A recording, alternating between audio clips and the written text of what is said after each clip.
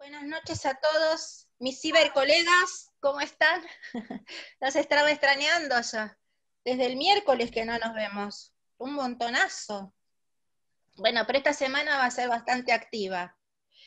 Les quiero recordar que mañana tenemos Casasco. Hablando de Casasco, Jorge se está recuperando muy lentamente, pero se está recuperando. Tenemos anticoncepción en las diferentes etapas de la vida. ¿Se acuerdan? A las 20 horas. El 1 de octubre iniciamos con esta nueva modalidad, este nuevo ciclo, esto algo maravilloso que se le ha ocurrido a una colega nuestra que ha estudiado también letras, que es Agatha Christie y los venenos. Va a estar sumamente interesante. También de 20 a 22.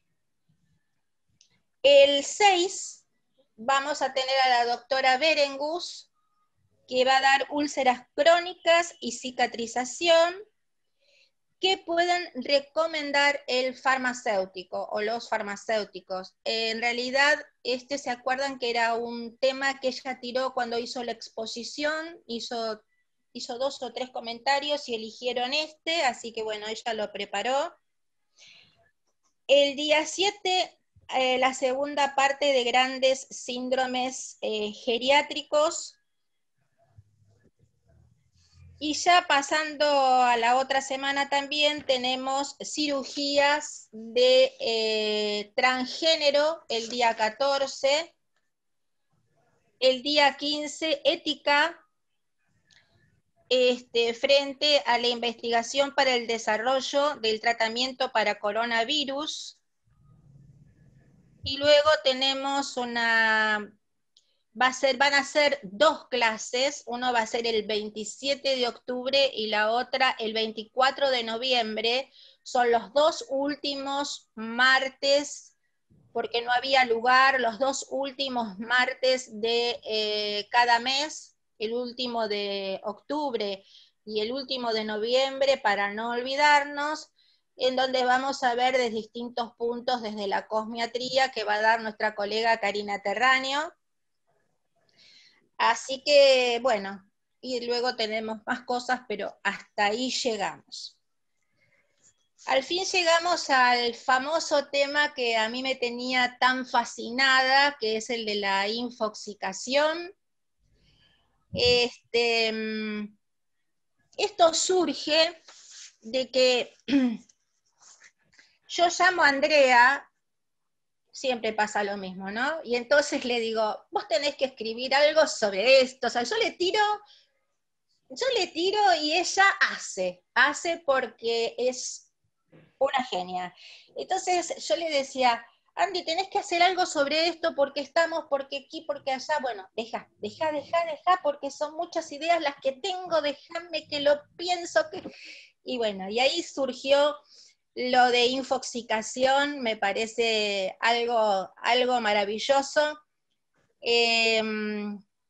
Andrea es una colega extraordinaria, siempre está presente, la considero más que colega, ya una amiga.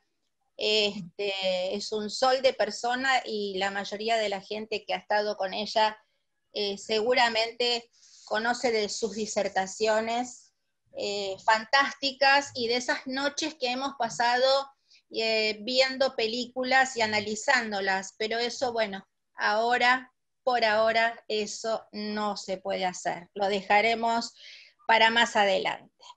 Bueno, y sin más preámbulos, les presento a mi querida colega, la doctora Andrea Actis.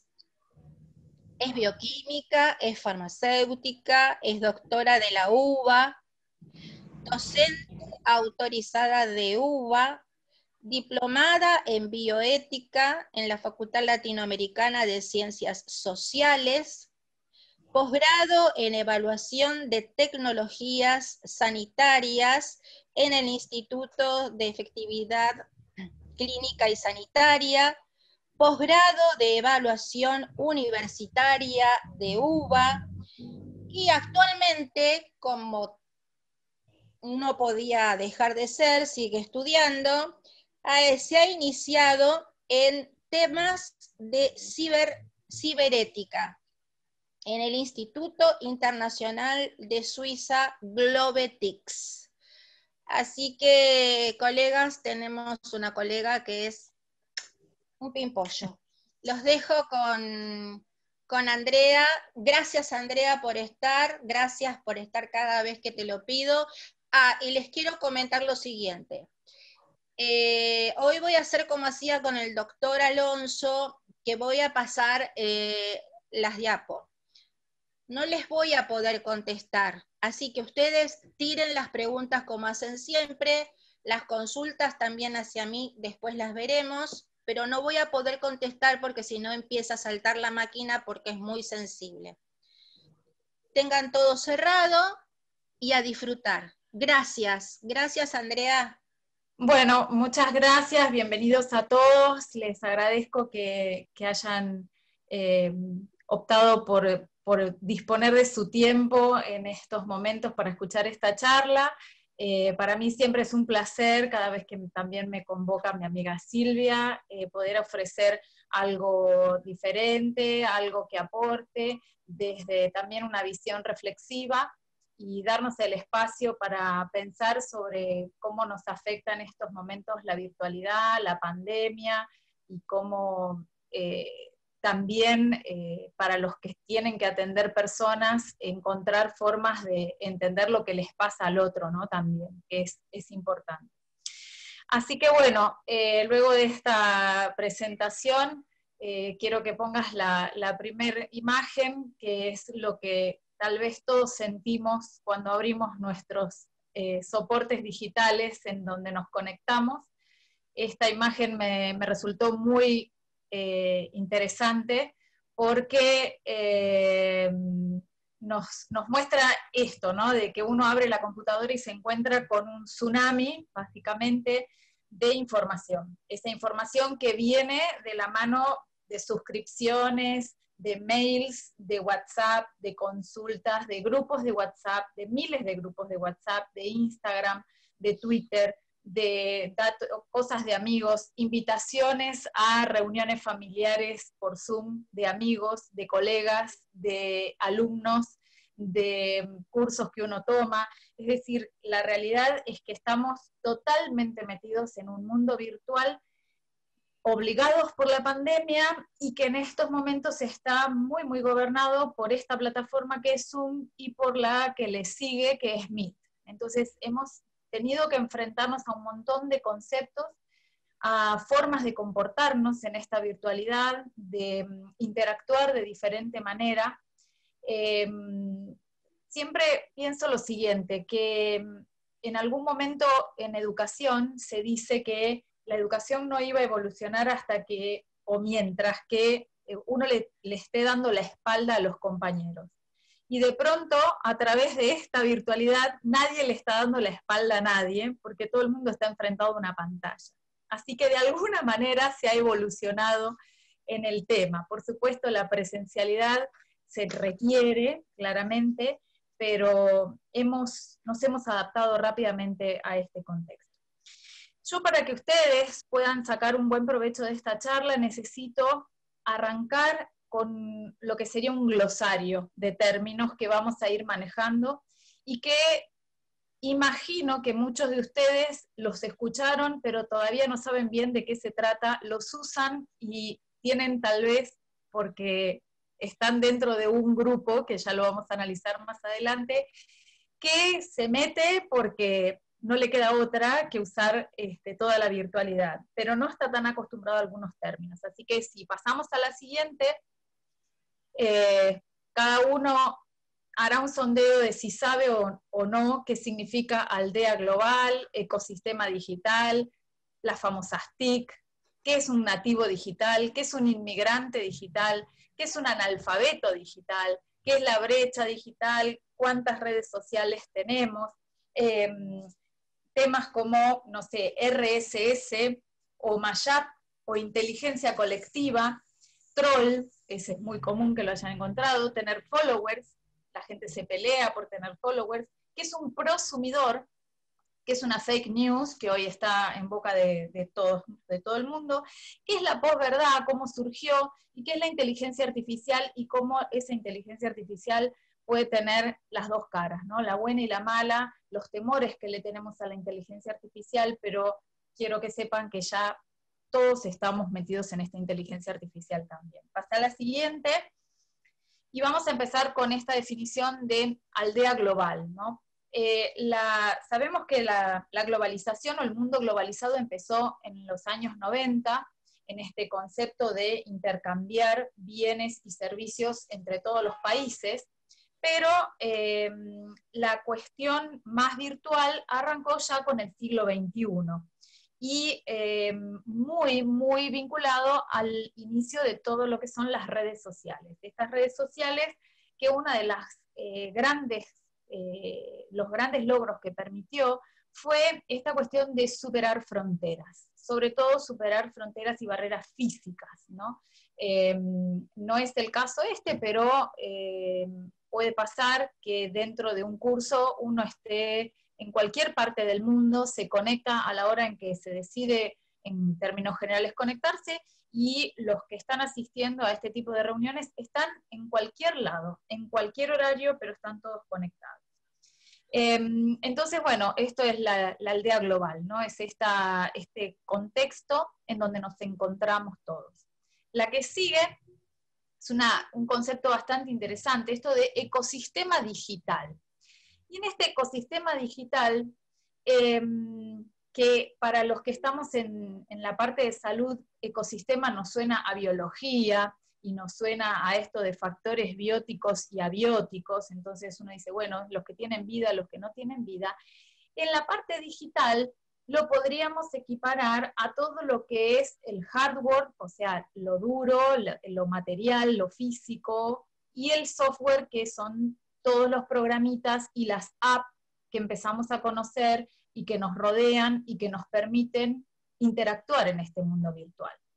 Entonces, dentro de esta diapositiva hay algunas palabritas, ¿no? Por ejemplo, la parte de website uno lo entiende, por ahí entiende el término de lo que es un blog, que está más acostumbrado, o YouTube, que está más acostumbrado, pero hay otros términos, como por ejemplo SEO, que está por allí, y SEO es un término en inglés que significa Search Engine Optimization, y que es lo que todo el mundo habla de motores de búsqueda. Muy común para los que hacen la parte de búsquedas bibliográficas, es decir, cuáles son los motores de búsqueda que nos permiten a nosotros acceder a la información. También hay otra palabrita por ahí que dice SEM, que es Search Engine Marketing, la M de marketing, en donde hay algunas personas que pagan para que su producto aparezca en primer lugar dentro de una búsqueda, ¿no? Eso con el tiempo empezó digamos, a aparecer un cartelito que decía anuncio patrocinado o anuncio publicitario. Entonces normalmente uno trata de no entrar en eso, porque eso, digamos, puede estar, digamos, o hay que pagar para acceder, o al revés, puede que no sea exactamente el sitio de seriedad que uno quiere buscar, ¿no? También hay otra palabra por ahí, un poco más grande, que dice Google AdWords, o las ads, es un servicio que ofrece publicidad patrocinada, es decir, que mientras uno está visitando un sitio, aparece publicidad de otro sitio que lo induce a hacer el clic y conectarse. Y ahí están también esto de BBDD, que son las bases de datos en donde están. Si se fijan y están viendo esto en una pantalla grande, en el extremo superior izquierdo hay un redondelito fucsia que dice materia gris. O sea, fíjense a dónde queda nuestro pensamiento en todo ese ecosistema que vemos dar vuelta, que vemos ahí cohetes que van y que vienen, o planetas, o como una gran galaxia de información, básicamente, ¿no? Entonces, hoy día el mundo se mueve básicamente por esta información, y las grandes empresas, las grandes compañías, el poder en sí mismo ha entendido que digamos, la perla en el momento es el acceso a los datos en general. Entonces la siguiente diapositiva es una frase de un filósofo moderno que dice que la nueva carrera por las armas hoy día es acerca de los datos y de la inteligencia artificial. Es decir, ya no peleamos tanto en una guerra física, sino en una guerra virtual por los datos y las bases de datos, aunque todavía muchos no saben qué van a hacer con esos datos ni qué se necesita de toda esa cantidad de datos que se maneja. Pero sí se entiende que necesitamos acumular datos. Entonces es importante poder manejar esto. La que sigue, que es la presentación de lo que son las tecnologías de información y comunicación, sabemos que son herramientas que han sido muy útiles para todo lo que es educación y salud, porque de alguna manera estamos manejando, como dice la palabra, información y comunicación. El gran problema acá es qué información estamos buscando o qué información estamos brindando y cómo la estamos comunicando. ¿Cuál es el formato a través del cual se va a comunicar y la impronta, inclusive ética, que hay en esa forma de comunicación? La que sigue es un poco una línea de tiempo para que veamos a dónde estamos en cuanto a el avance de la tecnología, porque realmente es exponencial este avance. Entonces, fíjense que los más viejitos, que estamos acá en esta charla, sabemos que una de las primeras herramientas que tuvimos tecnológicas para la comunicación fue el Hotmail. Hotmail apareció en el año 97. Y después de Hotmail, inmediatamente, no, déjame la línea de tiempo. ¿La anterior? No, ¿está bien? ¿La anterior? No, la anterior. Ahí está. Eso, bien. ¿Ves? Después de Hotmail, ahí está bien. Después de Hotmail, inmediatamente en el año 98 apareció Google. Y si ven ahí en el año 2000 aparece la B naranja, que es la época de los blogs, ¿sí? Cuando hubo como un boom de blogs que rápidamente dejaron de ser tomados en cuenta, y aparece en el año 2001 Wikipedia, que después voy a retomar un poquito sobre esta cuestión de Wikipedia. Facebook, que en distintos países fue apareciendo entre el 2004 y el 2007, acá en Argentina apareció ahí 2007-2008, y fíjense lo importante que es hoy día Facebook. YouTube, que apareció en el año 2005, tiene 15 años y tiene millones y millones de usuarios.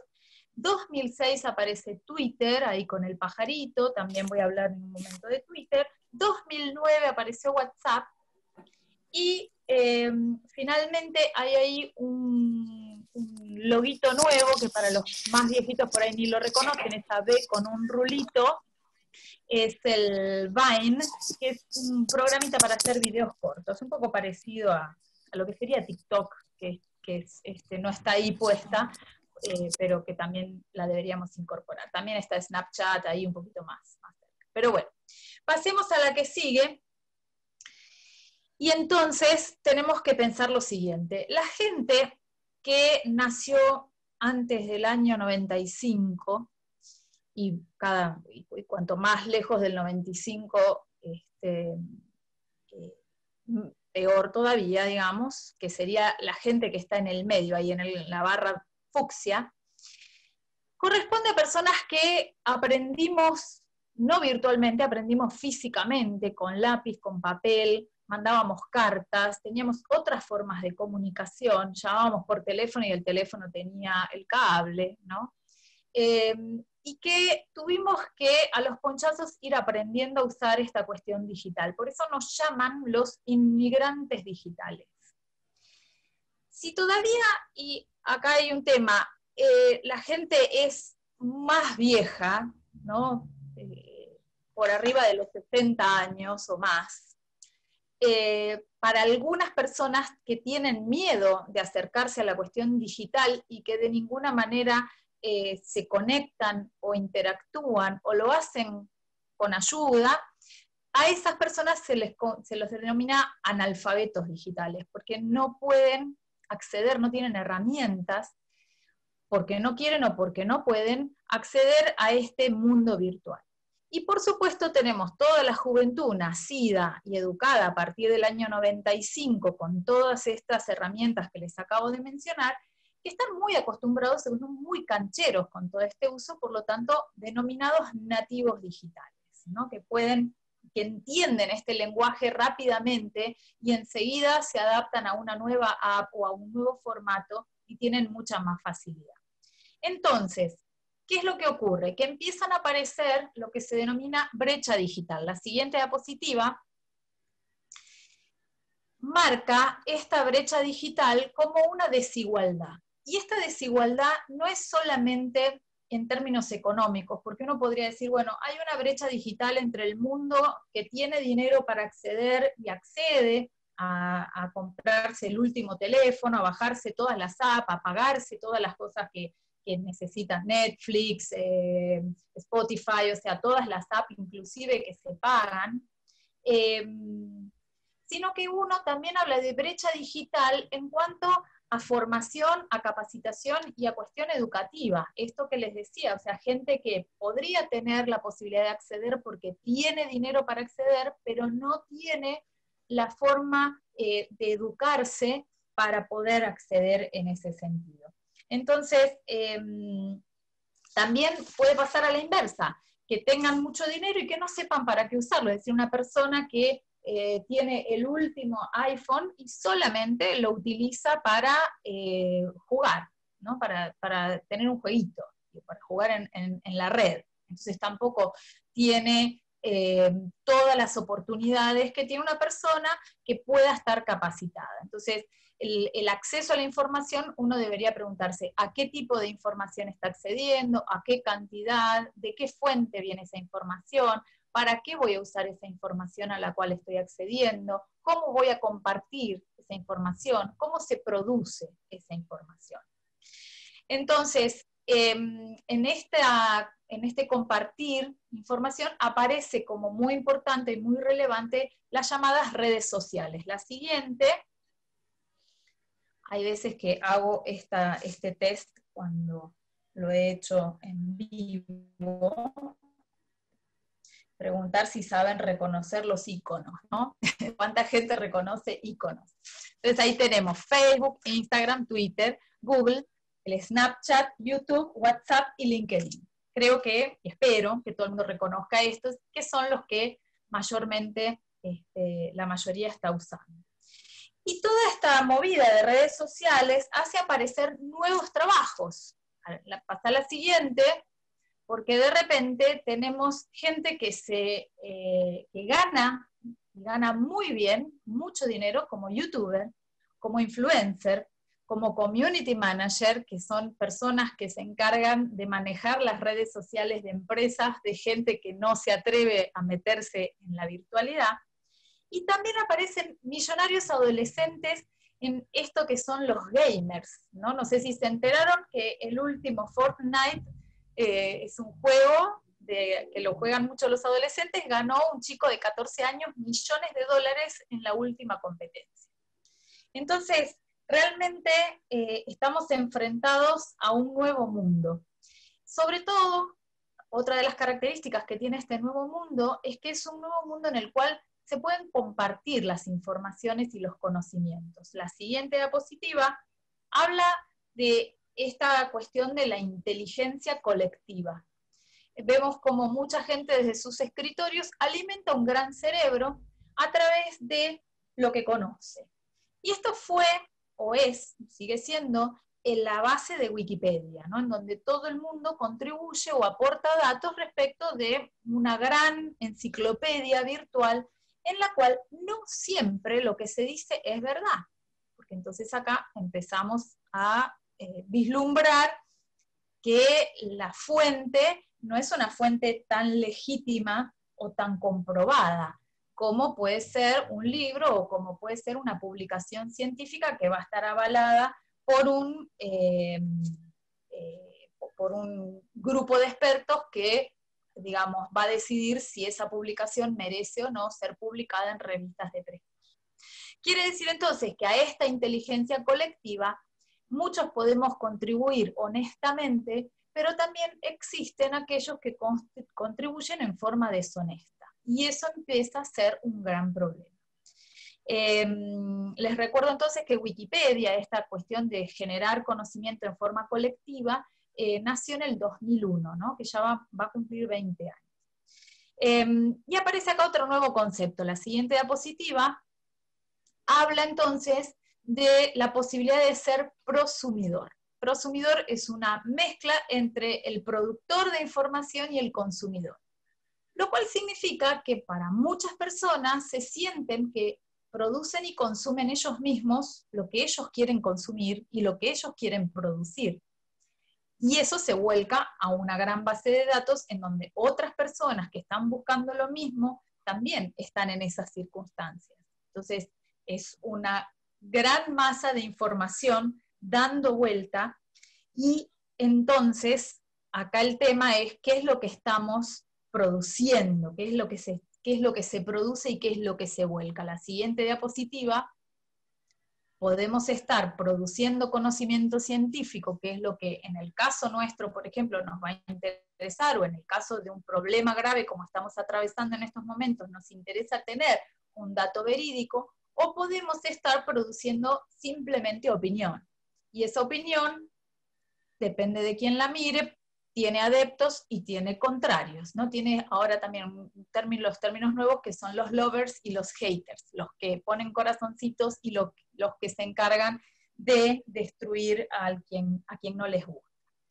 Entonces nos encontramos ante una disyuntiva que lleva miles de años esta idea, porque siempre estamos ahí. La siguiente diapositiva, que tiene que ver con que no nos queda otra que poder separar la paja del trigo, es decir, qué es lo bueno y qué es lo rescatable, qué es lo que es científicamente adecuado y qué no.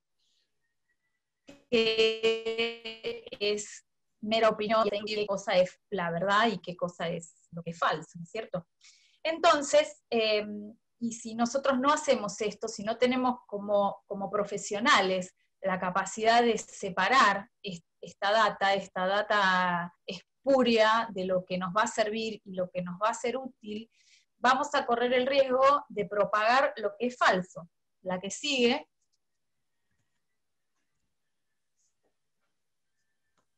Y que justamente no es casual que la red que más cosas falsas propague es la famosa red del pajarito. Porque tenemos desde chicos esto de me contó un pajarito, con lo cual se está invisibilizando la fuente. Si alguien me dijo, no tenemos una fuente en contra qué contrastar la información que estamos recibiendo. Y si a su vez le damos el retweet, estamos propagando algo que no sabemos si es verdadero o falso. La que sigue, entonces, nos lleva al tema de las fake news. La palabra fake news fue en su momento un gran tema de investigación y apareció en una publicación. Si alguien está interesado, después me pide el artículo y se lo hago llegar a través de Silvia, en la revista Science del 2018, y que es una investigación acerca de cómo se esparce la mentira. Y es muy interesante la conclusión. El trabajo es bastante extenso, es muy serio, es muy bueno, porque lo que dice es que la mentira se propaga mucho más rápido, mucho más profundo y mucho más fácil que la verdad. Y si bien en el estudio ellos consideraron de que parte de los retweets podrían estar a cargo de robots, de los famosos bots o trolls, que ya en breve les voy a comentar, cuando sacan el factor no humano y se quedan solamente con el factor humano, resulta ser de que lamentablemente las conclusiones son que la mentira se esparce más rápidamente, más profundamente y más velozmente porque nos gusta. Es decir, el comportamiento humano está, tenemos la costumbre de que nos guste divulgar aquello que es falso. Y eso está vinculado, en realidad, a la educación.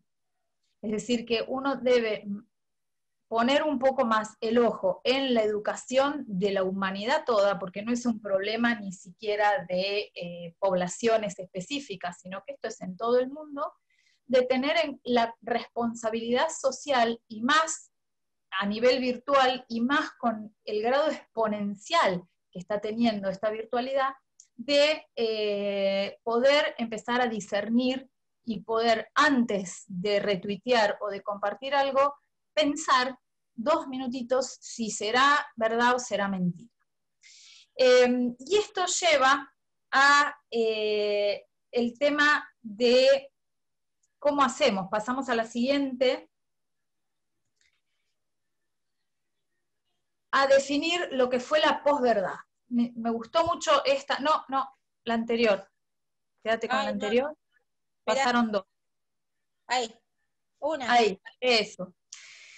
¿Qué es la posverdad que tanto se habla, no? Entonces, está el tema de la verdad, y la verdad ligada a esta cosa de, ¿cómo se llama? Filosófica, de decir, bueno, pienso y luego existo, eso sería una verdad. Y la posverdad es, yo creo, y entonces estoy en lo cierto. Es decir, que la gente cree algo, y porque cree que es así, cree además que está correcto. Entonces, no hay una verdad, sino que hay una creencia. Y por eso es que cuando ustedes ven estos debates televisivos, uno dice, bueno, pero yo pienso esto y tengo derecho a pensar. El problema es que la gente, y vuelvo a insistir, en todo el mundo, cuando cree o da su opinión, está, digamos, como convencido de que además de ser su opinión, esa es la verdad. Y fue tan importante este tema de la posverdad vinculado a cuestiones políticas fundamentalmente, que fue la palabra del año en el año 2016. Entonces, volvemos a insistir en que debemos tener una forma, herramientas y maneras de educarnos y de transmitir al otro de qué manera podemos buscar esa verdad realmente dentro de una fuente confiable, ¿no? Entonces, pasamos a la siguiente, ahora sí, y aparece este concepto de RSS, que por ahí dice, bueno, RSS significa hacerme la vida más fácil, dice por ahí, pero que básicamente esta RSS es una aplicación que permite, digamos, que uno pueda seleccionar de qué fuente quiere recibir información. Entonces, en vez de tener que leer todos los diarios, o todas las revistas, o todas las fuentes de información que uno preselecciona, uno directamente le dice a esta aplicación que le seleccione de tal, de tal, de tal, de tal y de tal fuente esa información.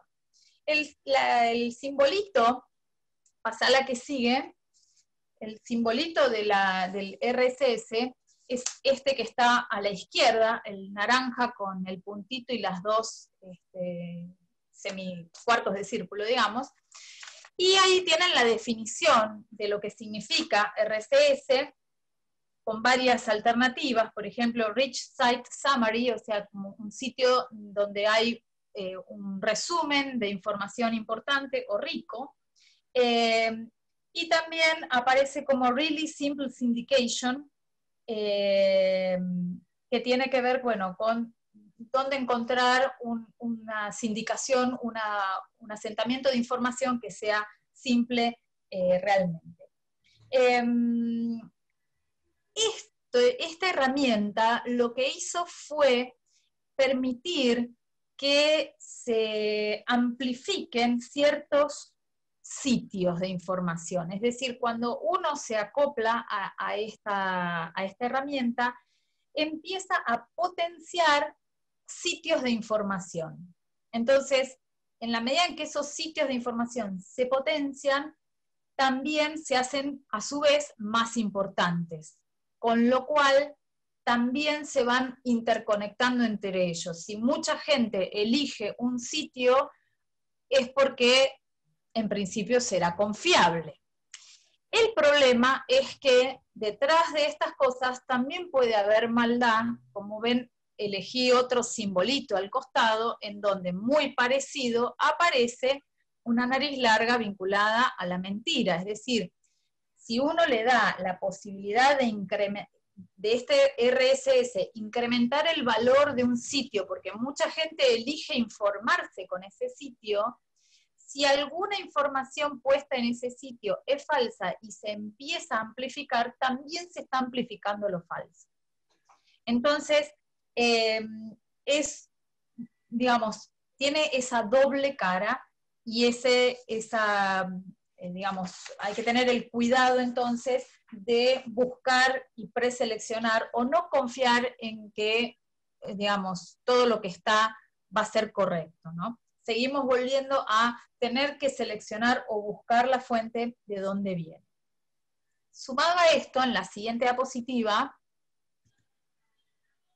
aparece otra herramienta. Esta herramienta se llama Mashup, que tiene que ver con la posibilidad, a su vez, de seleccionar fragmentos de distintas fuentes y formar con eso una idea. Por eso acá aparece la idea de que estoy viendo una especie de manzana, pero en realidad esa manzana está formada por un pedazo de manzana, un pedazo de naranja, un pedazo de limón, un pedazo de mango. Es decir, que armo una imagen o armo un concepto, pero ese concepto va a tener su origen en varios sitios de información diferente. Entonces, esto puede ser útil porque a veces la información es tanta que me va a permitir tener una visión rápida. Es como leer todos los titulares de varios diarios y estar como sumamente informado. Pero vuelve a tener el riesgo de que la información que se corta y se pega para hacer esto esté sesgada por algún tipo de interés, o que algún corte de estos venga teñido de falsedad. Entonces, eso sigue siendo un inconveniente. Y si esto no les parece mucho, todavía nos queda, la siguiente diapositiva, el caso de los trolls. La palabra troll viene traída de unos muñequitos muy famosos llamados trolls, que eran como unos duendecitos que hacían maldades simpáticas, es decir, que hacían pequeñas malicias.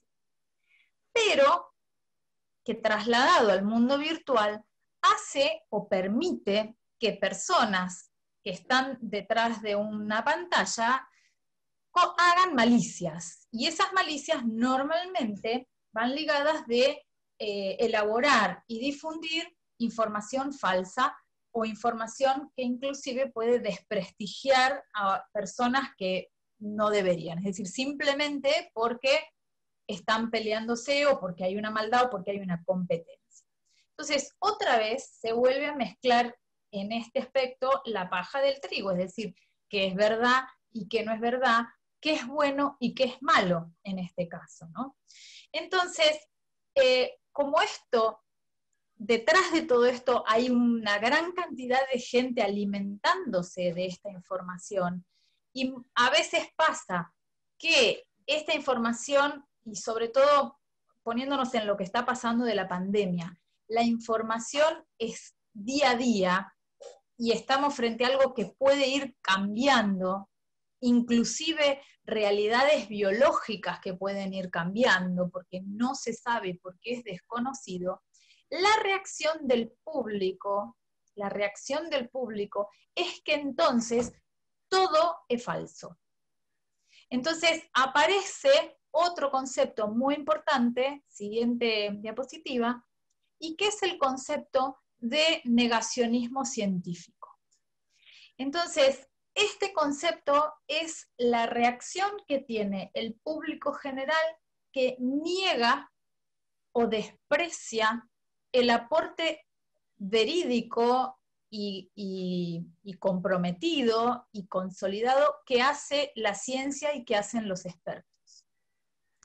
Y este, digamos, negacionismo, que por supuesto también está, digamos, no quiero decir la palabra manipulado, pero digamos, está como con grupos que abogan a esta idea, en donde el objetivo es generar confusión en la opinión pública. Es decir, empezar a dudar. Entonces, este negacionismo científico ya viene teniendo adeptos desde, por ejemplo, la gran discusión de las vacunas, ¿no? Entonces, como los que somos científicos sabemos que las teorías científicas son teorías cuya validez será hasta que aparezca otra que pueda explicar mejor una cuestión biológica, entonces la gente que quiere adeptos en este conjunto del negacionismo científico va a decir, la ciencia nunca tiene razón, porque siempre está corrigiéndose, con lo cual no le creamos a la ciencia porque la ciencia no tiene la verdad absoluta, entonces la negamos.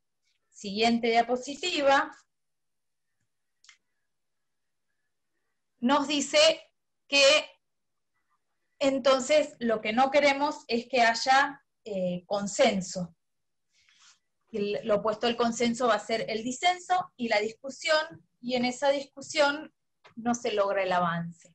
Entonces, el tema es controvertido por las implicancias que el consenso científico a su vez implica en la acción política, porque en definitiva de la información científica pueden salir decisiones políticas vinculadas a la salud pública, por ejemplo, en el caso que estamos diciendo.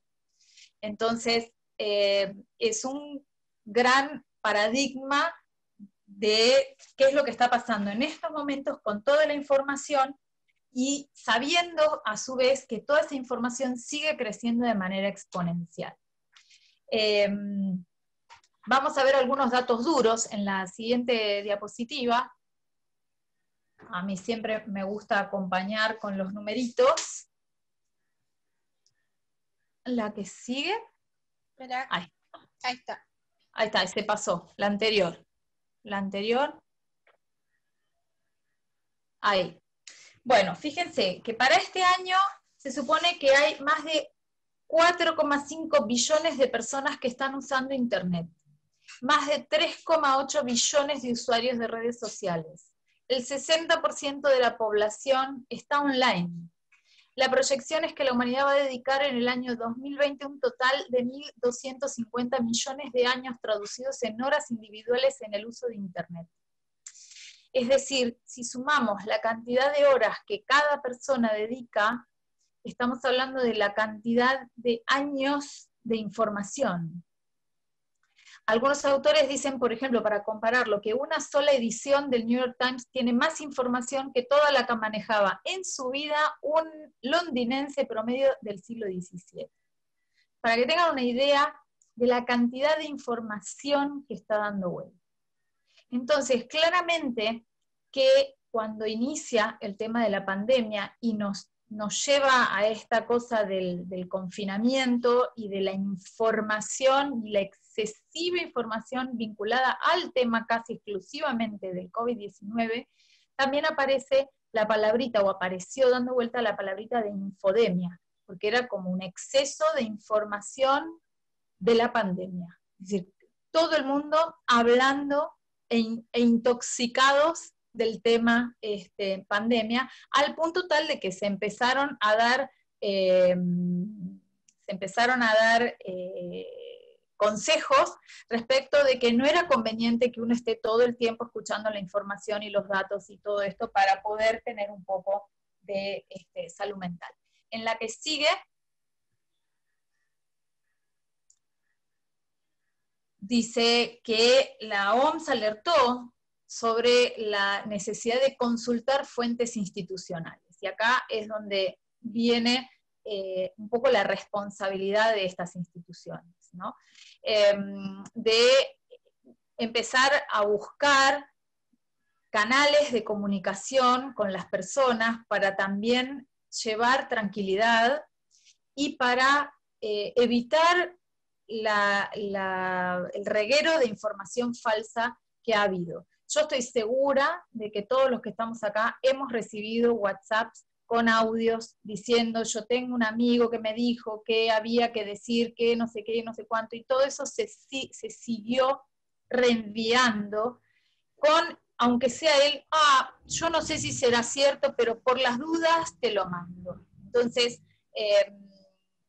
digamos, la OMS empezó a alertar también sobre este tipo de información y canales de información.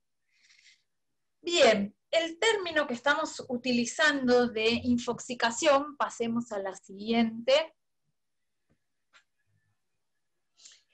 Tiene una historia, ¿no? Ya en el año 91, y si volvemos, o si algo recuerdan, todavía no había Hotmail, pero en el año 91, Gurman propone un término de ansiedad informacional, como esta necesidad de estar todo el tiempo informado y todo el tiempo necesitando saber.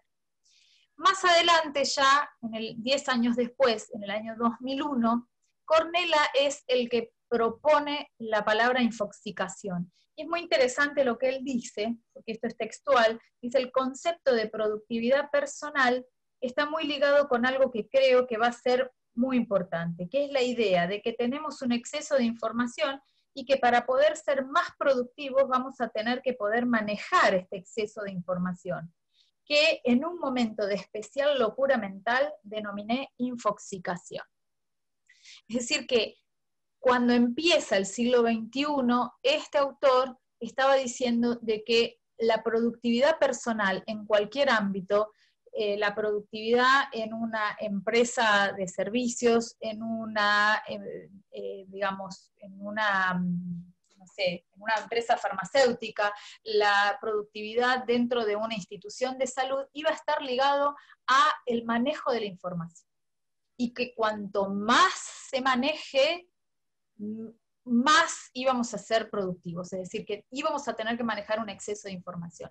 Y hoy día tendríamos que replantearnos si parte del famoso síndrome de burnout, además de tener que estar a las corridas, no tiene que ver con esta cosa de tener que manejar además toda esa información. Por eso la palabra esta que mezcla la intoxicación con la información. La que sigue. Entonces, aclara que se traduce en una emoción de angustia en la persona que la padece, aparejada con la sensación y percepción de que hay tanta información en su panorama que no la va a poder asimilar, evaluar, organizar, digerir, seleccionar, parametrizar convenientemente, por ser excesiva, lo que desata una situación de estrés y frustración, que puede ser mayor o menor dependiendo de las características particulares. Hay gente que maneja esa infoxicación y maneja un montón de datos y va bastante bien, ¿no? Pero otras personas no, y en estos momentos es esto lo que uno vive, de dónde le llegan, qué tiene que hacer con esa información, y digamos que podemos decir que una persona está infoxicada cuando, digamos, presenta, digamos, la información recibida es mayor que su capacidad para procesar, con lo cual va a tener consecuencias negativas o molestas para el individuo, ¿no? Habría que ver si más adelante en los manuales de salud mental se incorpora la infoxicación como parte de problemas de salud mental, ¿no? La que sigue. Entonces, un poco el tema que tenía que ver con esta charla, que era si ese exceso de información o ese estar infoxicado afectaba nuestra autonomía para la toma de decisiones, y vamos a pensar que la autonomía es la capacidad que tenemos de tomar decisiones libres, y libres sobre todo de coacciones. La pregunta es si estas circunstancias que obviamente van a alterar nuestro comportamiento porque nos vamos a sentir desorientados, indecisos, con falta de atención, con dispersión, con problemas de memoria, con deterioro en la capacidad analítica, con que no podemos administrar nuestro tiempo, estamos impacientes, ansiosos, acelerados, o inclusive uno dice, bueno, nada, ya fue, que sea lo que Dios quiera, y hay una renuncia a una consecución de objetivos. Si todo esto nos está pasando por ese exceso de información y por ese sentimiento de no poder manejar toda esa información, claramente la infoxicación afecta la autonomía en la toma de decisiones. Entonces, no estamos tomando decisiones correctas.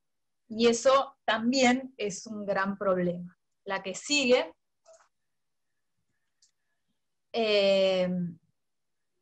Compara, algunos autores, esto es interesante, algunos autores comparan la infoxicación como si fuera una cuestión con la obesidad, ¿no? Entonces hablan de infobesidad. Y la comparación es interesante porque es cuando uno, por ejemplo, consume muchas calorías, pero no tiene la cantidad de nutrientes adecuados. Entonces, en ese sentido, la persona empieza a enfermarse, porque no se alimenta correctamente, y no tiene que ver con el peso, porque la persona puede estar con un peso excesivo también, y también eso generar, digamos, ser un factor de riesgo para otras cuestiones. Y acá va a pasar lo mismo, uno va a estar lleno de información, pero no es la información adecuada. Entonces, ahí es cuando se empieza a hablar también de empezar a llevar adelante una dieta digital, en el sentido de estar menos conectados, de poder seleccionar, de tratar de concentrarnos de otra manera, de recuperar y organizar resultados, de volver a nuestro eje. Inclusive se habla de empezar a manejar herramientas conceptuales que ayuden a discernir si es verdad o no es verdad los documentos y la información que estamos recibiendo, ¿no? Poder también realizar una desconexión digital.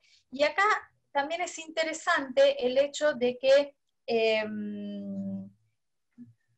se está hablando, digamos, que estamos ya viviendo la cuarta revolución industrial. Esto sería para otra charla, pero bueno, viene al pie, que tiene que ver con la pérdida laboral tradicional versus los nuevos trabajos vinculados a esta cuestión digital.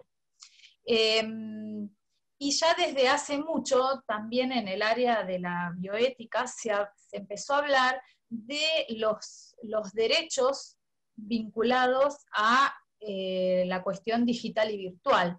Y fíjense que una de las cosas que tuvimos nosotros muy tempranamente fue que el Congreso tuvo que hacer un proyecto de ley y votarlo, que tenía que ver con el derecho a la desconexión de la virtualidad, y también respecto de lo que pasaba a nivel de las familias, esto de que una persona estaba conectada y no permitía que el resto de la familia se conecte para hacer las tareas, qué pasaba con los hijos, qué pasaba con el tiempo a nivel de la sociabilización familiar. Y eso va a seguir pasando, es decir, van a seguir apareciendo cuestiones vinculadas a derechos relacionados con el mundo digital, vinculado también a derechos a la privacidad, estas cosas que estamos empezando a ver, por ejemplo, de gente que el derecho al olvido que se habla en Google, es decir, la posibilidad de que se borre información que no es buena para ciertas personas porque afecta su prestigio, por ejemplo, ¿no? Entonces hay cosas que han pasado que se llevaron a juicio a grandes compañías que manejan esta información. La que sigue, me parece que pasaste una para atrás.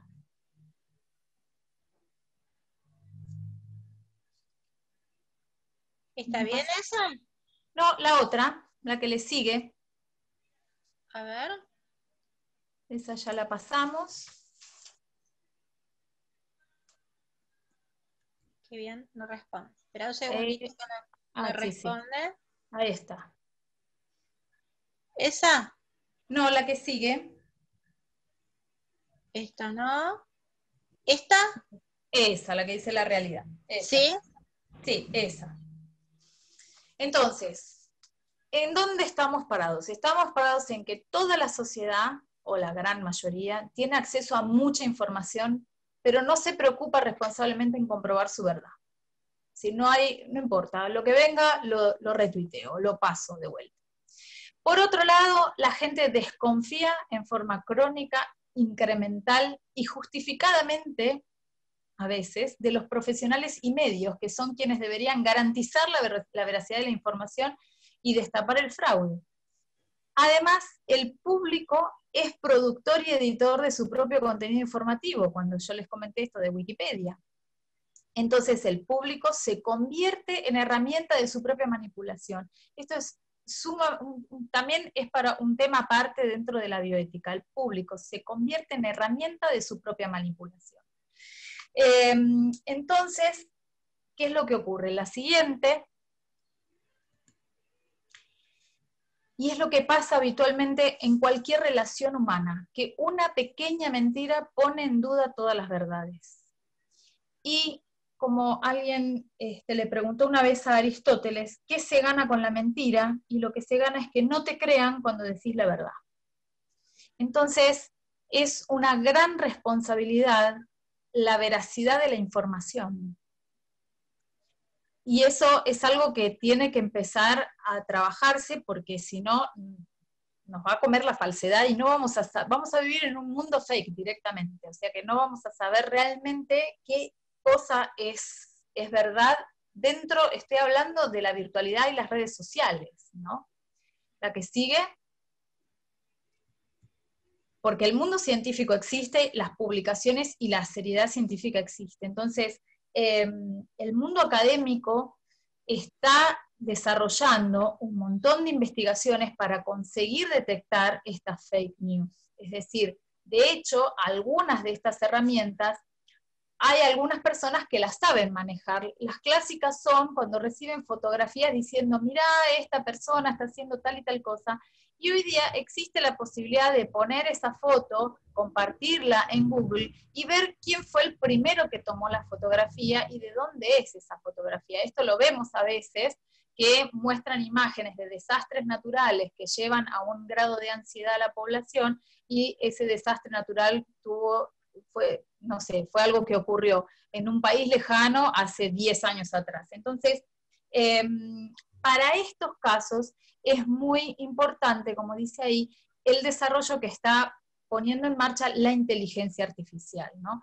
Porque lo que va a permitir esa inteligencia artificial es poder hacer un análisis rápido de la información y sobre todo si ha habido una buena educación de la inteligencia artificial en poder reconocer ciertas sintaxis, ciertas estructuras retóricas que van a permitir identificar, por ejemplo, agresiones o noticias falsas. Entonces, en esto se está trabajando ahora, para poder prevenir el exceso de información falsa, ¿no? Entonces, existen aplicaciones y existen herramientas para poder identificar falsedad en la información.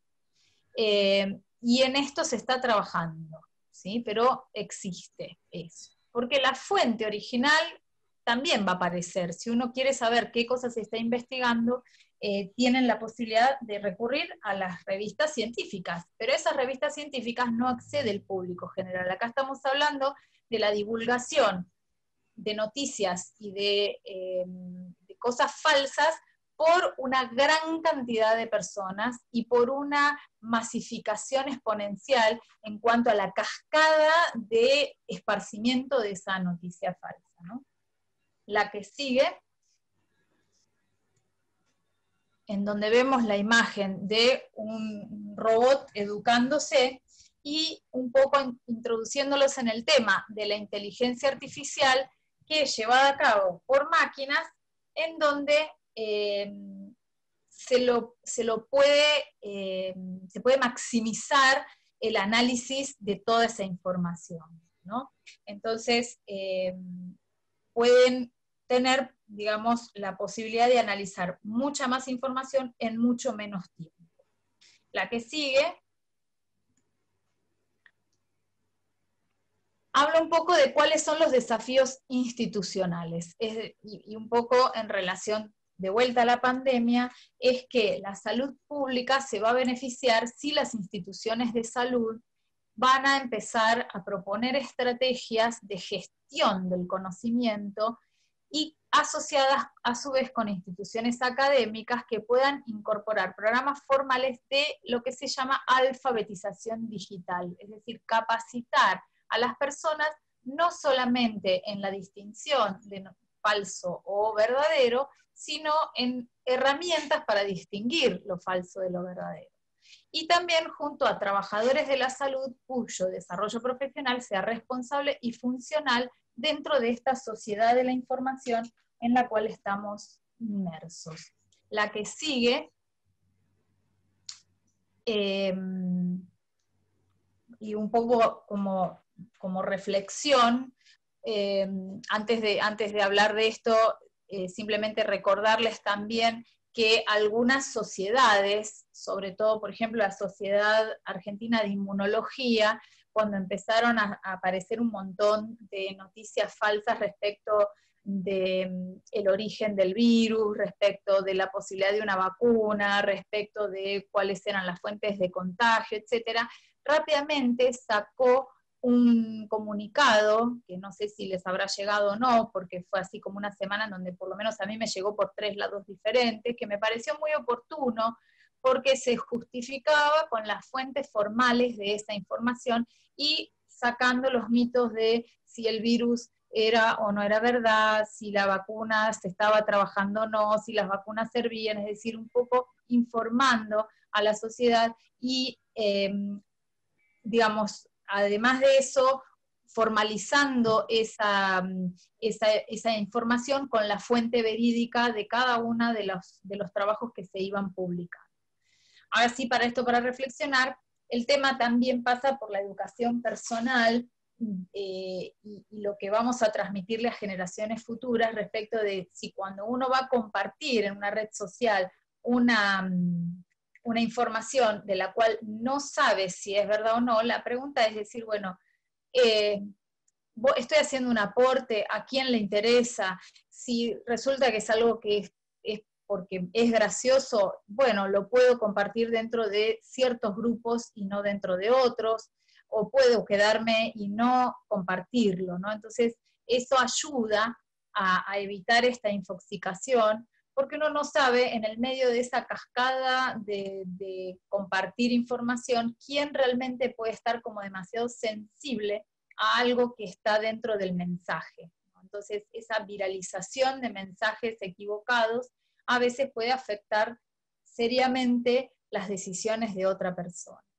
Y después, bueno, estar un poco entrenados o empezar a educar al entorno respecto de cuál es la fuente que avala lo que estamos leyendo, de quién proviene lo que leemos, quién dice qué cosa, cómo puedo chequear que no estoy compartiendo fake news, qué voy a comunicar, qué mensaje estoy ayudando a amplificar. Es decir, que un poco lo que se viene hablando es de esta cosa de la era de la responsabilidad personal y social, ¿no?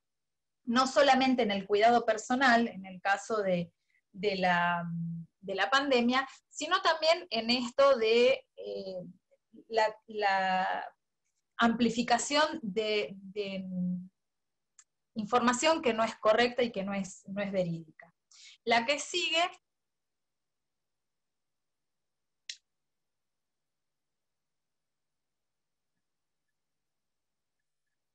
La siguiente.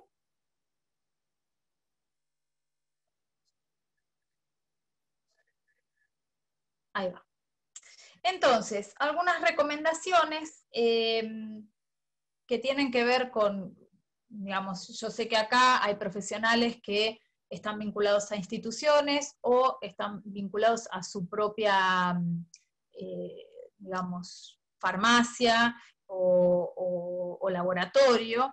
Entonces, empezar a otra vez repensar y usar el sentido común, reflexionar y tratar de manejar el tiempo, ¿no? Hay veces que uno se mete en una información y eso también conlleva a esta dispersión y esta mala utilización del tiempo y en un concepto que también muchos llaman aprender a usar la economía de la atención.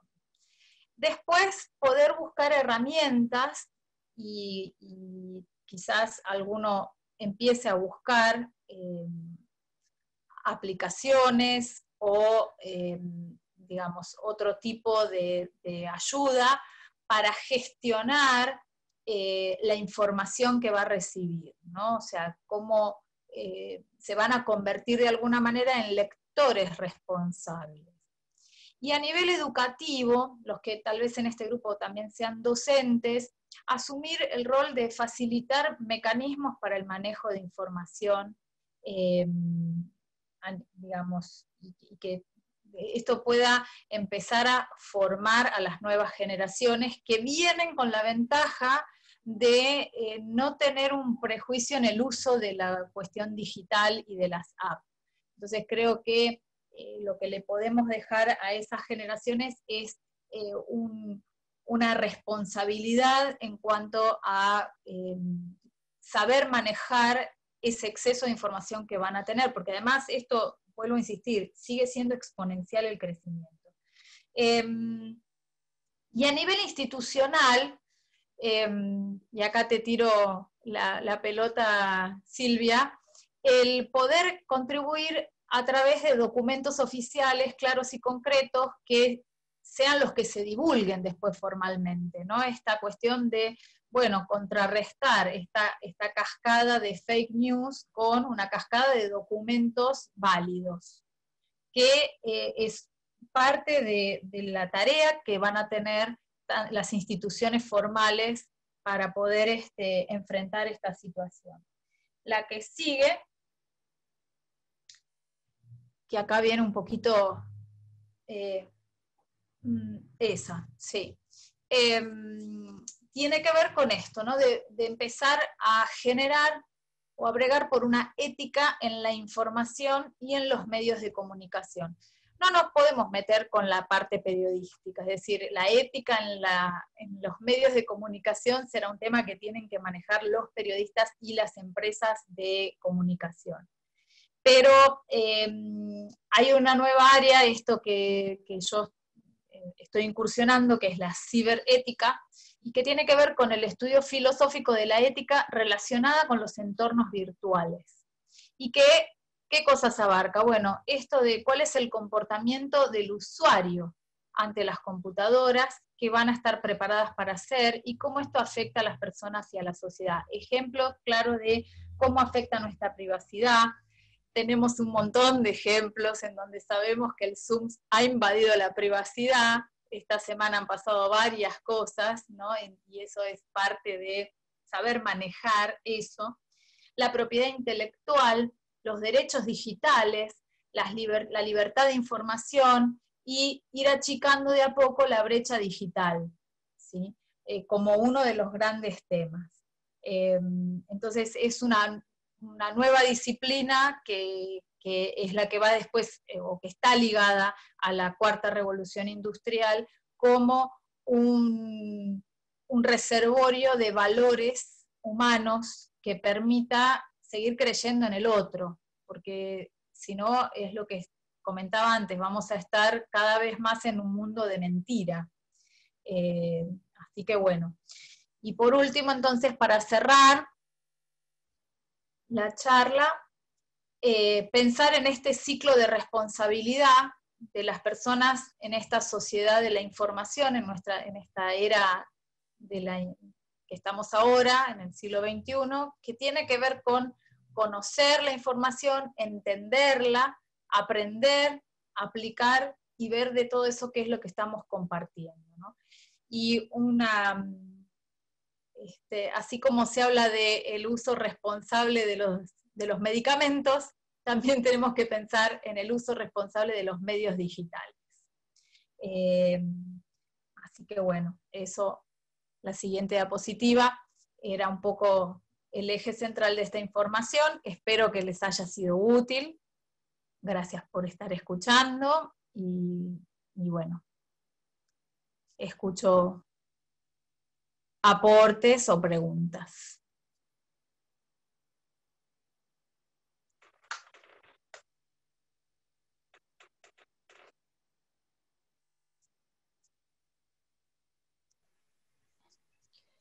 Ahí dejé de compartir.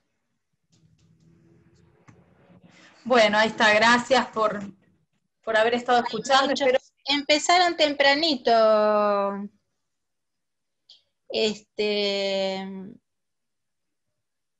a comentar, a agradecer ya desde muy temprano. Patricia ahí tiene una pregunta. Sí. Mónica dice, muy interesante el tema, muchas gracias Andrea, me encantó tu disertación. Voy empezando desde bien temprano. ¿Dónde están las 8? Quiero ver las 8. 8:08, 8.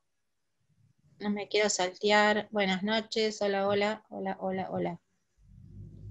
¿Te hago una consulta? No, a mí no. Esta no es para mí. ¿Encontraste alguno, Andrea? Yo encontré uno. Sí, no, yo estoy leyendo, gracias a todos que están diciendo que excelente charla, qué bueno, qué buena idea.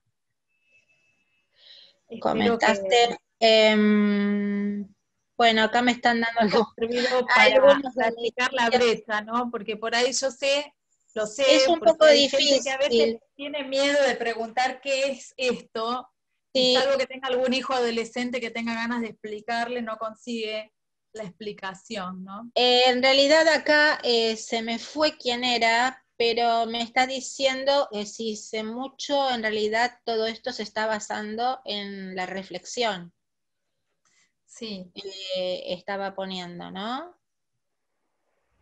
Bueno, a todos les ha resultado interesante, por lo menos si han quedado movilizados, es bueno. Ángela dice, buenas noches, es un tema importante de reflexión. Eso es... Claro que sí, porque después de toda esta cantidad de conceptos que acabas de darnos, ¿no? Es como que uno se queda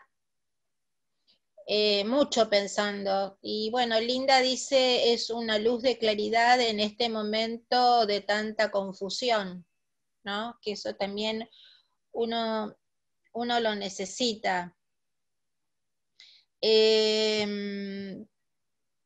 Se puede profundizar, me decía acá, sobre el origen del fake news. ¿Se debe a que hay un gusto por difundir mentiras? Está preguntando Cristina. Bueno, el estudio de Science lo que dice es que es básicamente una cuestión conductual humana, que la conducta humana tiende a gustarle más, si se quiere, ¿sí?, en divulgar lo falso. Podríamos decir que es parte del morbo, ¿no? Sí, totalmente, porque es sumamente morboso. Es la misma cuestión que explica por qué se difunden fotos de asesinatos, o estas fotos de los lugares donde ocurren, ¿no? ¿Cómo se reconoce cuando se comparte? Una forma de reconocer una fake news es que antes de compartirla, tomes 2 o 3 palabras y lo googlees. Google tiene mucha información y te va a decir rápidamente, así como, por ejemplo, que por ahí esto no lo saben, si ustedes reciben llamados de un número que no conocen, copian directamente el número y lo ponen en Google, y normalmente les va a aparecer un texto que dice, este teléfono ha sido denunciado como spam. Entonces, normalmente son teléfonos que si uno no tiene bloqueado en el teléfono el recibir llamadas de publicidad o el no publicar famoso, también hay una ley del derecho a no publicar o a no recibir información en los celulares, y entonces aparecen estos teléfonos que a su vez si uno los quiere llamar te da que no existe el teléfono, y uno lo puede buscar en Google eso, ¿no? En la línea, Marta dice, pregunto en la línea del tiempo, ¿cuál es la última app que mencionaste y por qué se usa? Pregunta, muchas gracias. La última que mencioné es una que se llama, es Vine, V corta I-N-E, Vine, y que se usa para hacer videos cortos, parecido a lo que hace TikTok, que no estaba en la línea de tiempo, parecía como son videitos cortos para publicar en las redes, ¿no? Después, Adriana pregunta, ¿tenemos ya herramientas para nosotros acceder y dilucidar realmente lo correcto? Y se nos escapa un poco, ¿no? Se escapa, pero hay formas. O sea, lo que pasa es que también eso te lleva tiempo. Entonces, a veces es fácil. Por ejemplo, si uno recibe un texto, por ejemplo, con alguna información, ya te digo, uno puede tomar 2 o 3 palabras de esa información, o a veces copiar toda la frase y googlearla. Y Google te va a decir, esta información o esto se está difundiendo, se está viralizado este mensaje. Normalmente aparece. Lo mismo que si una foto es falsa o no es falsa, o si es de una base de datos, también se puede poner en internet y buscar cuál es la fuente verdadera de una foto. Cuando se muestra una catástrofe o cuando se muestran, no sé, información sobre algo que dicen, esto está pasando ahora, y resulta de que no es de este país, es de otro. Bueno, a nosotros nos ha pasado también muchas veces que salen difusiones de cosas en la parte de farmacia, en nuestra profesión, y resulta que son temas a veces para chicanear y que son temas que ya se han tratado hace 5 años atrás. Exacto. O sea que también eso es sumamente común, lo que vos estás diciendo. Silvia dice, es cierto que en general no se investiga para consultar de dónde proviene esa información. Eso es lo más claro. Y Marta dice que cree que la brecha digital va a ser muy difícil de achicar, ¿no? Desde la primera generación en adelante. ¿Cuál es tu opinión? No es tan difícil, ¿no? No sé, lo que pasa es que depende de muchos factores, la brecha con los más viejos, ¿no? Es decir, por un lado de que exista una posibilidad primero de que ellos le pierdan el miedo, que es el principal factor para mí, es decir, que no tengan miedo al mundo digital y a una app o a algo. De hecho, yo creo que fue un poco el mismo miedo que fuimos teniendo cuando empezaron a digitalizarse muchas cosas. Por ejemplo, se pasó del boleto a la máquina de monedas en el colectivo, en el transporte público. De las máquinas de monedas se pasó a la SUBE y estas cuestiones que después la realidad es que no hay opción vuelta atrás. Entonces, no tenés forma. Alejandra dice, ¿cómo utilizar RSS para obtener información sobre un tema que nos interesa? Bueno, te lo pones en la barra de búsqueda cuando entras a internet, no sé, si entras con Google o con el buscador que entres, y uno tiene que entrar ahí a ese RSS y decirle de dónde quiere recibir información.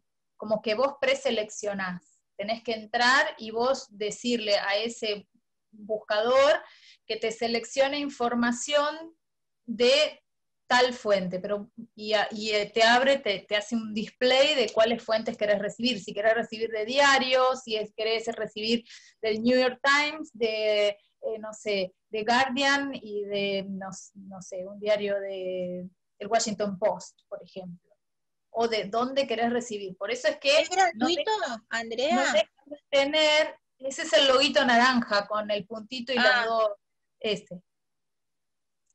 ¿y es gratuito, decís? Sí, sí, sí. Sí. O tal Entonces, vez bueno, uno sigue, por ejemplo, uno sigue el blog de un lugar o sigue una página web. Entonces uno elige que la información le venga de ciertos lugares. Por supuesto que si vos estás seleccionando ciertas cosas, va a tener posiblemente ciertos sesgos esa selección. Pero esos sesgos son los que a vos te gustan.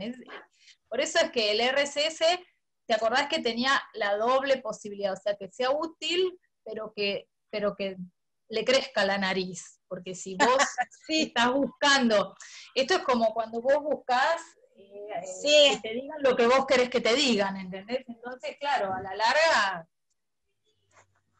es eso.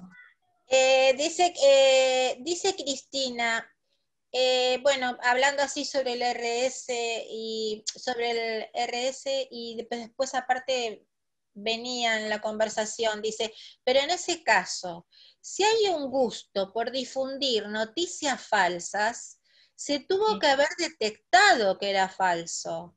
En muchos casos se difunde sin conocer la falsedad. Dice, o estoy equivocada.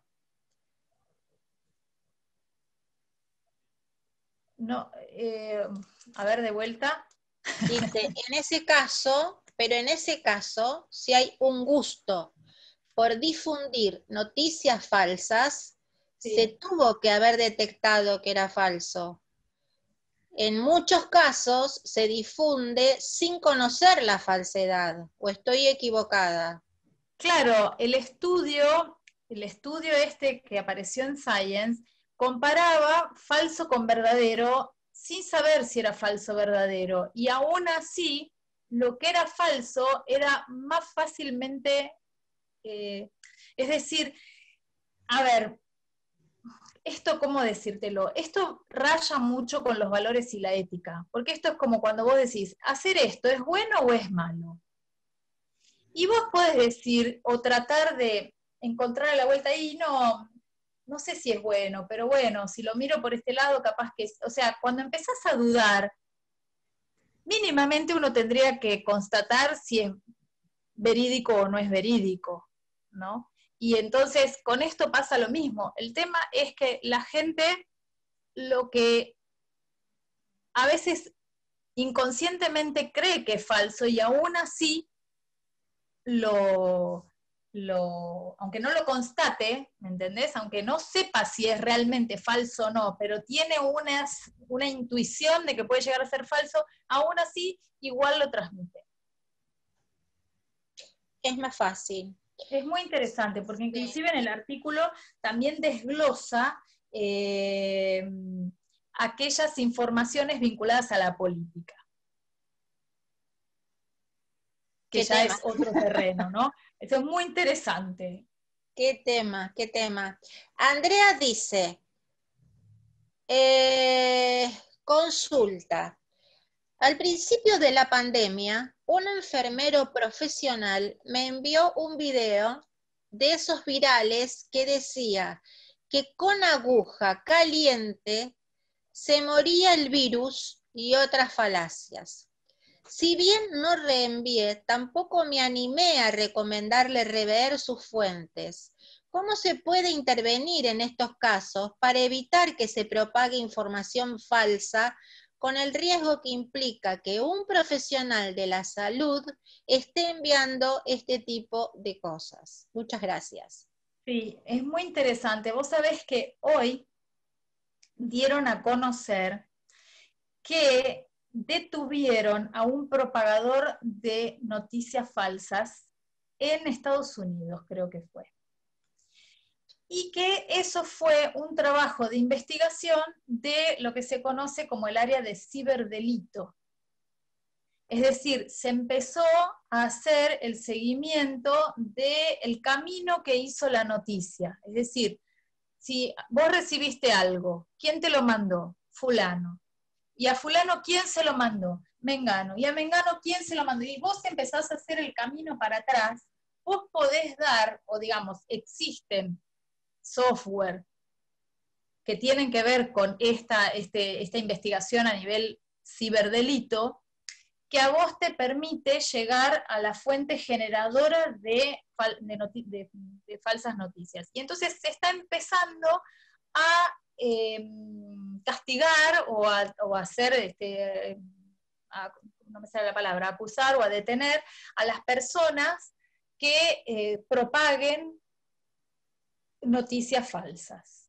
Que eso Pero, también pero es un tema acá, ¿cómo interesante. lo podrías hacer, Andrea? Acá Y bueno, el tema es que ella dice que no lo difundió, pero que no sabe cómo decirle. Yo creo, Claro, claro. claro, el tema tiene que ver con lo siguiente. Si vos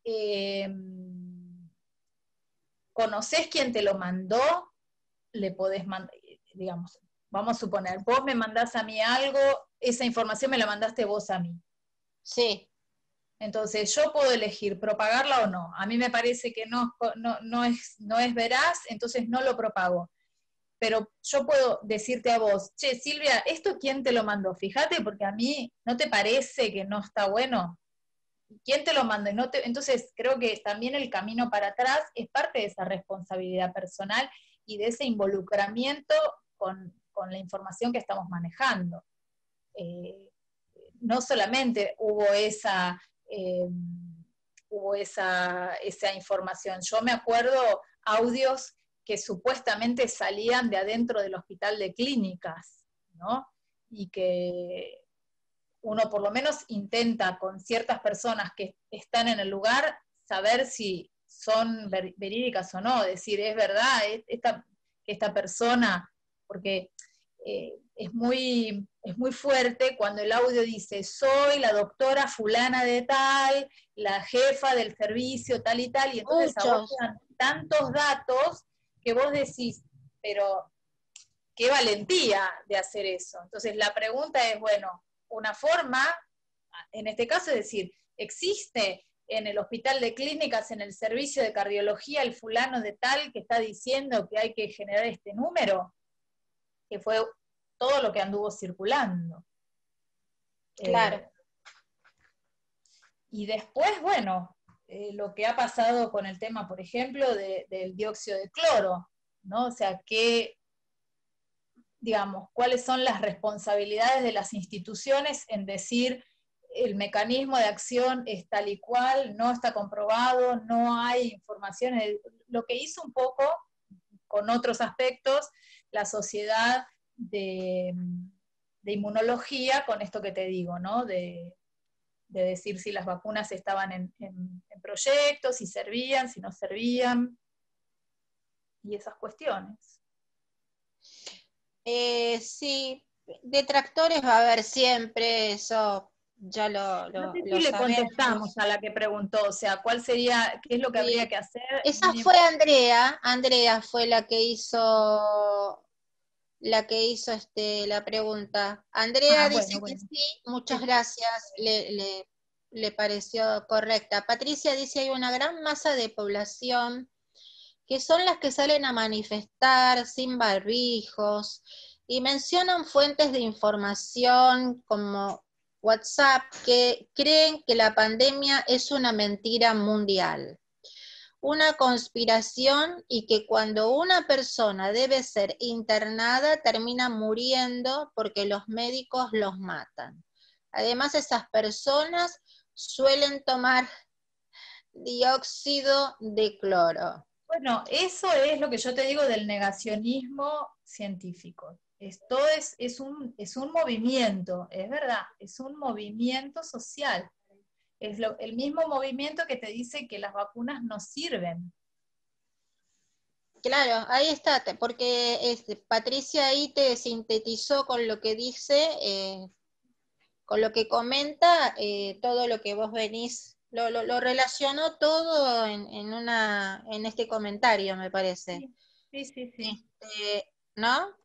Sí, que por ahí quizás para muchos no sabían que existía esta palabra de negacionismo científico, eh, y que lo ve, ¿no? O sea, que lo vislumbra. Y que además es esto que te digo, este grupo vinculado al negacionismo científico está dentro de esto de la posverdad, es decir, yo creo que es así y yo estoy en lo correcto, porque lo creo.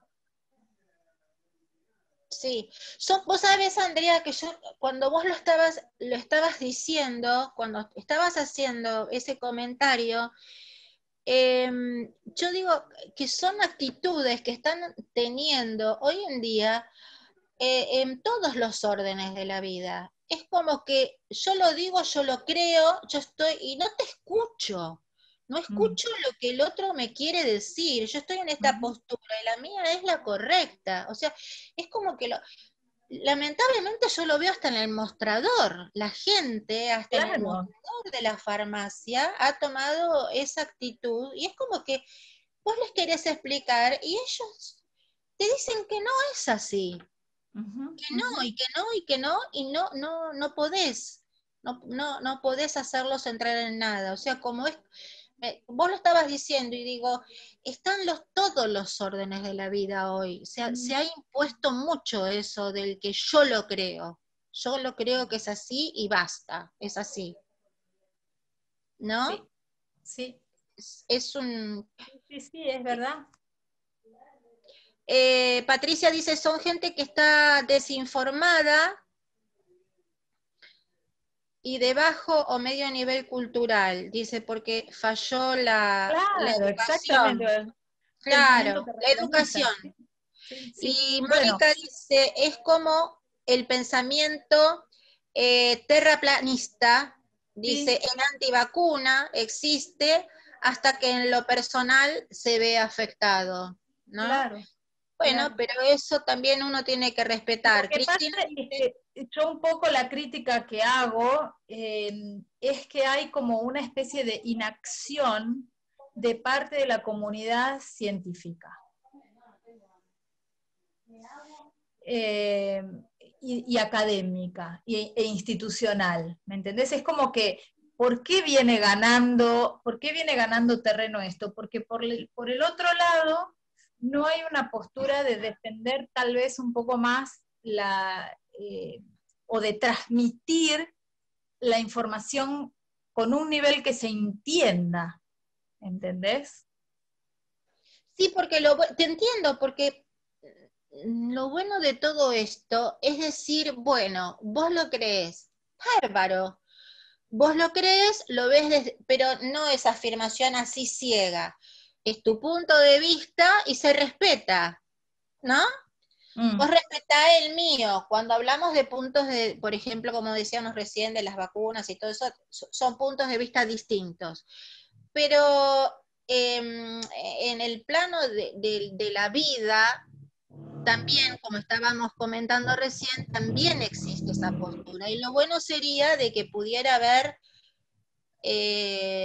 un respeto, y como bien decía recién, no me acuerdo si Patricia o Mónica, este es un problema que ya viene de educación, de base, ¿no? Cristina Sí. dice, ¿cómo se puede desactivar la posverdad? El yo lo creo, entonces es así. Laura dice, es contradictorio como el negacionismo científico, también utiliza términos e información científica, generando mayor confusión aún. Exacto. Y porque justamente el negacionismo científico gana cuando se genera confusión. Ganás adeptos, ¿entendés? Porque cuando vos dejás al otro balbuceando, le das argumentos para el que no cree, decir, ves que no sabe. Entonces, es esta cosa de, volvemos a lo mismo, la lucha por los datos y la lucha por ver quién tiene más datos, aunque no sepa cómo manejarlos, y con eso seguidores. Claro, y bueno, y así como vos decís que la mentira es la que gana, Y Ahí es bueno, donde se ¿qué es tiene lo que va a mayor... pasar con la posverdad? Es que hay que esperar, o sea, a ver, digamos, todo esto que nosotros estamos haciendo es hacer filosofía. Lo que ocurre es que uno tiene la idea de las viejas escuelas filosóficas, de Aristóteles y de Platón, y los filósofos ahora son otros, ¿no? Y entonces, bueno, cuando uno dice, bueno, a ver, estamos en la época de la Ilustración, o estamos en la época del Renacimiento, o estamos en la época, es decir, todas esas épocas que tenían como una característica en particular, de decir, bueno, el Renacimiento, ¿por qué? Y se llamó Renacimiento porque renació la esperanza después de la peste, o sea, seguramente vamos a tener un renacimiento nosotros también después de todo esto, ¿no? Quizás lo que estamos viviendo es una cuestión de lo virtual. Pero si vos después decís, bueno, tenés la etapa de la ilustración, tenés la etapa del, no sé, el criticismo, o cómo fueron las etapas de los pensamientos científicos, bueno, estamos atravesando en estos momentos una cuestión que tiene que ver con la masificación de la información. Porque hasta en esos momentos, cuando vos hablabas de la Ilustración y del Renacimiento y de todo eso, no nos olvidemos que la información pertenecía a un núcleo selecto, y no todo Claro. el mundo tenía acceso a la información. Entonces lo que nos está pasando ahora es que la información la tenés en la palma de la mano, porque agarrás el celular, pones 3 palabras y eso te va a dar información en Google. Y te fortalece. Entonces, Miguel, en esa cosa, claro, vos tenés esto digamos, lo que estamos atravesando es un proceso social de manejo de la información. Dentro de eso está esta corriente de la posverdad y el negacionismo científico. ¿Qué es lo que va a venir después? No lo sé. el mal manejo, porque encima a veces vienen a la farmacia y te dicen, no, porque yo leí en Google, o te vienen con un medicamento o con una droga que acá no existe, por ejemplo, y es que estuvieron buscando a ver qué servía para el callo. ¿Entendés? Ponele. Y entonces Claro. te salen con un martes 13 y vos decís, pero a ver, esperemos a ver de dónde. Ah, no, porque yo me metí en internet y entonces ahí te das cuenta también que tienen la herramienta pero no la saben usar, no se sabe usar. Miguel dice, creo que todo esto es un problema mundial en el que hay muchas responsabilidades, muchas veces originados, por ejemplo, en los grupos científicos, que son poco adeptos a trasladar a la sociedad de una manera entendible las verdades científicas. Estoy totalmente de acuerdo. Después de todo, hay científicos que publicaron cosas erradas y llevaron a grandes problemas. El tema ahora es, como dice la doctora Actis, es la masividad de la información. Creo que Sí, le puso la frutilla al postre, sí. Me ¿no? encanta que toda la gente que se unió está ahí atenta a la charla, así que muchas gracias porque siendo la hora que es se han quedado escuchando y me pone muy feliz. Bueno, Andrea, tenemos todas las felicitaciones del mundo. Gustó muchísimo. Están pidiendo otra conversación, otra charla más, otra conferencia más. Después veremos ya qué hacemos. También me están preguntando si esto se va a subir. Sí, se sube. Acuérdense a videoconferencias. Y nos quedamos por tu parte, bueno, con todo lo que hablaste y dijiste, que no has parado, y por el otro lado, me parece que con el resumen que hizo Miguel, porque Sí, sumó un poco lo que fueron gracias diciendo Miguel. Sí. Patricia, Andrea, Cristina, bueno, todas las chicas y los chicos que han hablado. Andrea dice, es así, en la medicina tradicionalmente hubo una mezquindad en compartir la información. De hecho, las letras en las recetas lo demuestran. Hay que cambiar ese paradigma. Muchas gracias. Ay, Bueno, gracias. Bueno, Andrea, gente, Buenas noches a todos. Gracias por todo. Gracias por Chicos, quedarse. buenas noches a todos. Ya vamos a preparar otra charla interesante, ya que gustó. Exacto.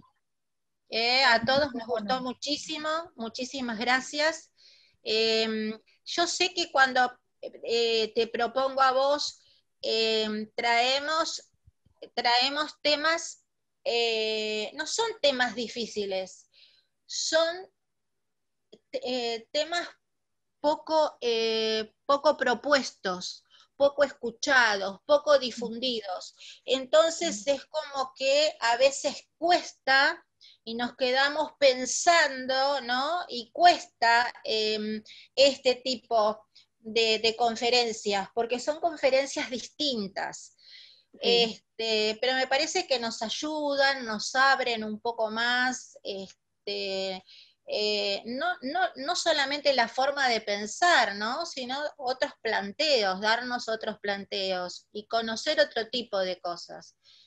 Realmente muchísimas gracias, Andrea.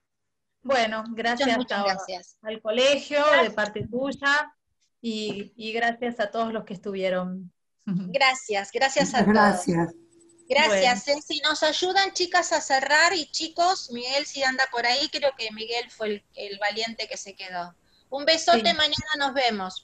Gracias.